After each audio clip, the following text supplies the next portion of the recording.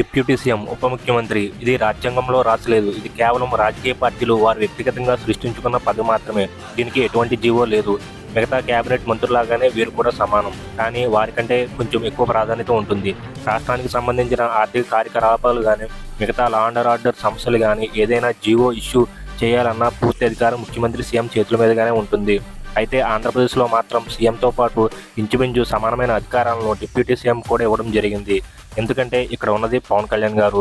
Security విషయంలో కూడా సీఎంతో పాటు సమానంగా పవన్ కళ్యాణ్ గారికి సెంట్రల్ గవర్నమెంట్ నుంచి ఎన్ఎస్సీ సెక్యూరిటీ ఏర్పాటు చేయడం జరిగింది. ఇప్పటి వరకు ఏ డిప్యూటీ సీఎంకి ఇలా లేదు. శాసనసభలో చంద్రబాబు గారు లేని పక్షంలో సభా బాధ్యత పవన్ కళ్యాణ్ గారు తీసుకుంటారని, ప్రతి విషయంలోనూ ఏ పరిస్థితుల్లో అయినా నా తర్వాత స్థానం పవన్ కళ్యాణ్ గారే అని స్వయంగా చంద్రబాబు నాయుడు గారు చెప్పడం విశేషం. వైసీపీ ప్రభుత్వంలో 5గురు ఉప ముఖ్యమంత్రులు ఉన్న వారు మామూలు మంత్రులాగానే పనిచేశారు. డిప్యూటీ సీఎం అంటే సీఎం తర్వాత సీఎం అని కొత్త అర్థాన్ని తీసుకొచ్చారు